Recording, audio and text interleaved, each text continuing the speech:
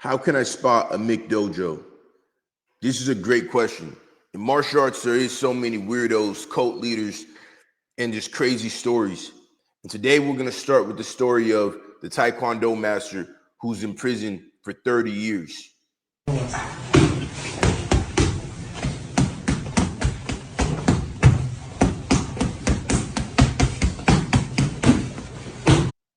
From doomsday cults to chi masters, the history of martial arts, we've seen a lot of crazy things, and it never ends. The legacy of the McDojo continues. Everyone wants to meet some random old guy who is a master of martial arts and go off into the woods for 5 years and come out as a complete badass and be able to one finger death punch any single person. But this just isn't the reality. And nowadays, these things have been exposed. So that brings us to the martial arts Taekwondo master, quote unquote, who is in prison for 30 years. A South Korean Taekwondo instructor has been sentenced to 30 years in prison for the fatal abuse of a 5-year-old boy at his martial arts studio in somewhere in Korea. In South Korea. The court found the instructor guilty of unaliving and child abuse, citing deliberate actions that led to the child's unaliving. The incident occurred July 12th, 2024, when the instructor placed the child upside down between stacked mattresses and left them there unattended for approximately 27 minutes. Despite the child's unconscious state, the instructor failed to administer CPR and instead attempted to conceal the crime by deleting CCTV footage and persuading others to commit perjury. Further investigations revealed that the instructor had a history of abusing students at the studio. Authorities documented 124 instances of physical and emotional abuse against 26 children, including acts such as pinching cheeks, striking students. In addition to the prison sentence, the court mandated the instructor complete a 40-hour child abuse treatment program and prohibited him from being able to work with teenagers or children for 10 years. While prosecutors sought a life sentence, the court imposed a 30-year term. The instructor has filed an appeal and claimed that he did not intend to unalive the child, despite admitting to the abuse charges. This instructor was sadistic. There's just something off with him. He's a bully. He's going after people who can't defend themselves, which is children. And with a McDojo, this is very common. A lot of people, when they come to martial arts, they either have been bullied and they want to learn how to defend themselves. Maybe they got robbed and they felt vulnerable. They want to learn how to defend themselves. Maybe they're just are lacking something in life and they need purpose and they want to learn how to defend themselves and become part of something. So they come to martial arts. So these people who are predators sometimes come and they try to find their way into positions of power, and martial arts is a way for them to do that. And that's one of the main things you'll see in a McDojo. So this instructor had a history of doing stuff to kids, abusing them, striking them, hitting them.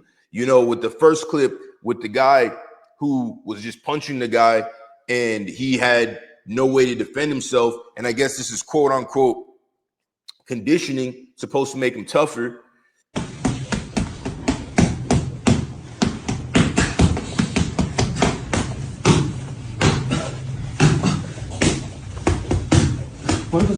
Is truly a way to try to break someone down mentally, and so you can implant your weird ideologies and stuff into them. Because with this specific type of thing, the guy's just using them as a punching bag. We've seen this with most famously Joshua Fabia and Diego Sanchez. The story of Diego Sanchez, he was one of the, he wasn't a super skilled fighter, but he was a good fighter. You know, he got to the point where he was the #1 contender at lightweight and fought BJ Penn for the belt. He lost, but he was a warrior and a great fighter. Diego Sanchez at one point was broken, and he was in a place in his career where he needed something different, and he wanted support. He needed a coach. So this guy, Joshua Fabia, came around and fulfilled that need for him, you know. But the stuff that he would do would be stuff like hanging Diego upside down and punching him and just using him as a punching bag. This is well documented, you know. And these are things that these types of people do, these forms of abuse. They do them to break down the victim, essentially, and to implant their ideologies in them. That's one of the ways you'll know you're at a McDojo. They're going to try to break you down. And here we go. We're going to get into the main ways you know you're at a McDojo. Excessive fees and hidden costs. Be aware of schools that charge high fees for belt tests, mandatory uniforms, or excessive or exclusive classes. And, you know, there's a lot of gyms, you know, that we know in jiu-jitsu that do this. There's a lot of gyms. Specifically, there's one in particular that I'm not going to say, that's a big corporate brand that does this. They force you to buy. So I'm all for business. I agree. People need to make money. There is smart business practices, but these excessive fees is a red flag. You know, they want you to pay for their gi, which is like iffy. It's on the border. They want you to pay for their gi. They want you to pay for a belt test. They want you to do their tournament. You know what I'm saying? There's these types of things. You might be in a cult. You might be in a cult, and you might be in a McDojo. You know, there's a fine line and a good balance when it comes to having a business, because as an instructor, yes, you should be able to make money with your skill set. But, you know, a lot of times these McDojos also will claim that it's a family and blah, blah, blah. But really, it's just all about the money at the end of the day. And that's where these excessive belt test fees and all this craziness comes into play. If you're at a gym and they want you to test for a belt, no problem. If they want to charge you to test for the belt, you need to leave that gym immediately. Number 2, rapid promotions and guaranteed black belt programs. Legitimate martial arts progression requires time and effort. Schools promising black belts within a short time frame or offering fast track programs often compromise the quality of instruction and skill development. That brings us to the 6-year-old black belts, the 6-year-old Taekwondo black belts. Taekwondo is a legitimate martial art. It's a very good martial art. I've trained with some high-level Taekwondo guys who will kick your head off. Literally, who will kick your head off, can do 360 spin kicks, can hit you from all different angles with their legs. It's a great martial art. But at some point, all these gyms started popping up because people wanted to make money. And now you have 6-year-olds and 12-year-olds with black belts. When a black belt means that you're a serious martial artist. You've dedicated your life to this martial art. People train for 10 plus years and still don't get black belts in jiu-jitsu. That's a real black belt. Your instructor should have pride in giving you that black belt. Like, a black belt is a very serious thing. So if you go into a gym and you see a bunch of guys who are weak, or women who are weak, and just a bunch of people have black belts, and it just doesn't make sense, you're probably at a McDojo. Number 3, lack of sparring or live training. Regular sparring is essential for applying techniques in real-time scenarios. If a school avoids or discourages sparring, claiming it's too dangerous or unnecessary, it may be limiting students' practical experience. If you're doing martial arts, you must spar. You must spar. That's the only way you'll know that it's legit. And if your instructor does not spar with you and the instructor is within a certain age, like let's say your instructor is 50 years old.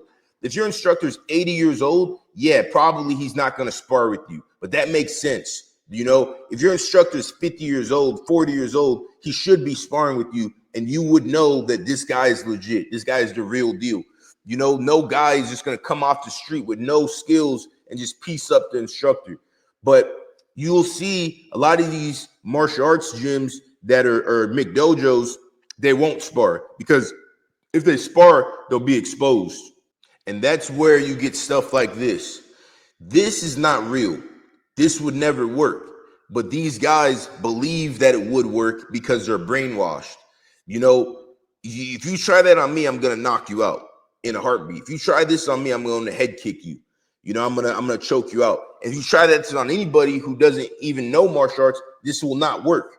But these guys do not spar, and they've been duped, and they truly believe that this is legit. You know, it's a real interesting phenomenon. You know, look at this. This is just ridiculous. It's insane. It's literally insane.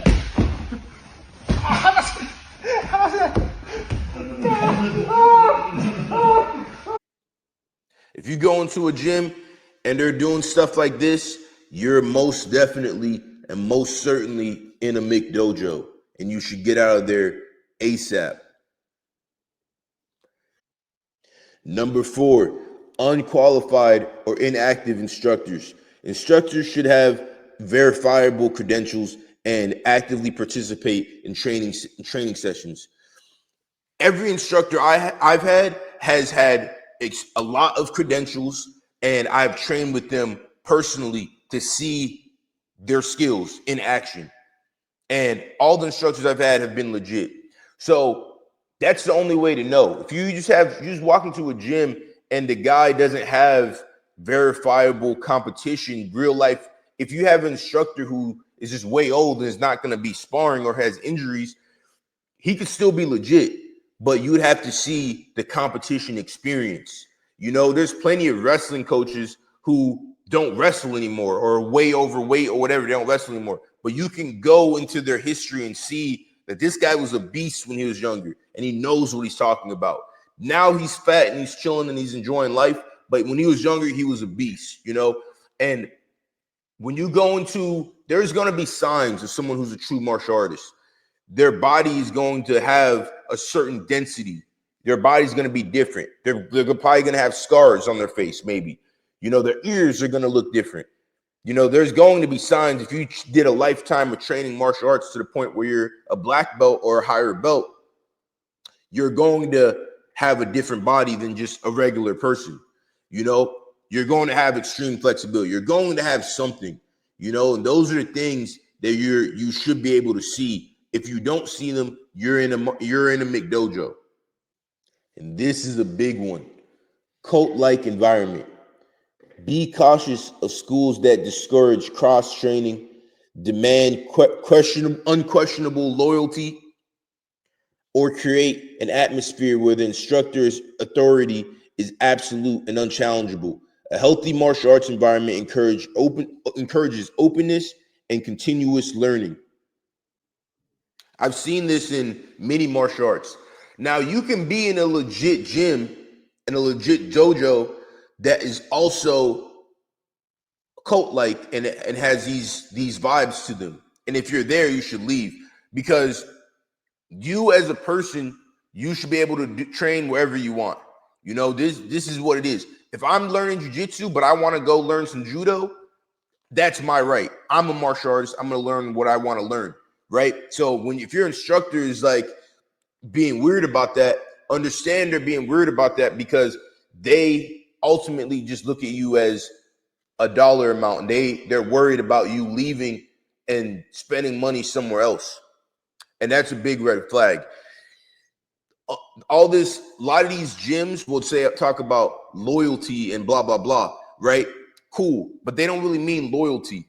What they mean is they just want you to keep sending that check every single month. Because if you're a family, right, and you want to learn something else, I'm a jiu-jitsu guy.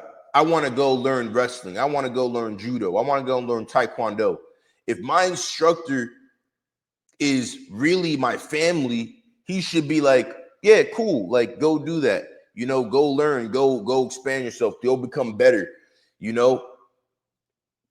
But if they're strictly against it, and they're against it because their reasoning is they just don't want you to leave, or they don't want you to expand your knowledge, or they're worried about losing that money, and they're worried about multiple students leaving and they losing that money, which is what I've seen with many gyms and gyms in jiu-jitsu in particular that won't go named. But if you know, yeah, that's a red flag, and you should get out of those types of gyms, to be honest.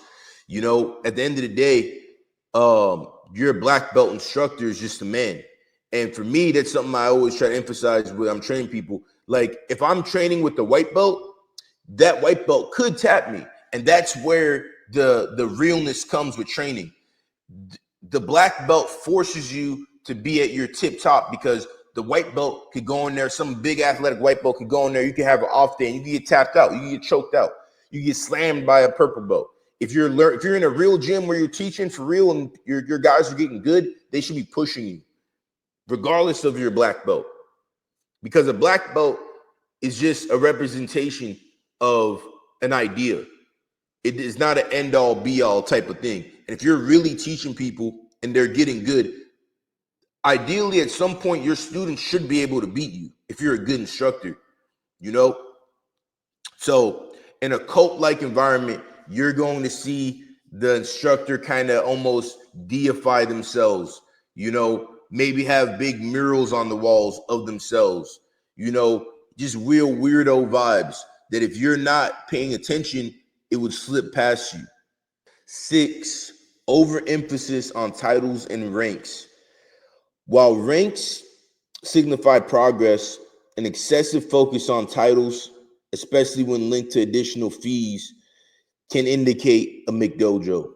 Authentic schools prioritize development over rank accumulation.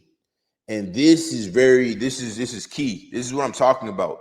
This is where people start to just get so into the cult, because they're like, oh, I'm a blue belt, I'm a purple belt, I'm a blah blah blah, and they really start to walk around like their shit don't stink, and they really start to believe that they're the shit. They really start to drink the Kool-Aid. No, man, you just paid $1,000 to get that belt. You're really not that good, and you have a false sense of, you have a psychosis almost, believing that you're really good, and you're high status in this environment that's just a small gym. And that's something that is very common in these McDojos. At the end of the day, we're all just men, just humans. And with that belt, with that rank, it means nothing. It means nothing. That's one thing you find out in MMA. You can have all the belts. You can have all the championships. You can have whatever you want. You go in there, you're gonna fight, and you're gonna figure out your belt means nothing, So that brings us to our last point: claims of secret or exclusive techniques. Beware of schools that boast about secret techniques or styles that are too deadly for competitions. Such claims often lack substantial substance and can be a tactic to attract students without delivering genuine value. And this is where you get the idea of the 5-finger death punch. This is where you get the idea of key blasts. And this is where you get the idea of just hidden techniques. If these techniques were true, you would see them in MMA. You would see someone using these techniques in MMA. You have people making millions of dollars, and you're telling me you have some crazy secret technique that you can just piece people up and no one's using it in MMA? In this day and age with the internet and how interconnected martial arts are, if there's some secret technique out there, it wouldn't be secret anymore, because people would figure it out and they want to know what works and they want to know what's good. This is just a way to sell private lessons and sell private sessions, and to make you feel like you're better than you are, and to make you feel like you know something more than everybody else walking around. So beware of the McDojos. They can really be, and by the time you're in it, if you don't understand these things, you're going to be so into the dojo, the McDojo, that you're going to be too far gone. Diego Sanchez had to pay $100,000 to get out of his McDojo situation, and if the deeper you're in these McDojos, the harder it is to get out. So when you're looking for a gym, find an instructor that's a real dude who's trained, well trained, has experience, and is down to earth. If you plan on going to another gym or trying different things, see how they react. And that's a great way to tell if you're in McDojo. And if it's cult vibes, get out of there ASAP. But beware of the McDojos, and those are the ways that you spot a McDojo. Learn to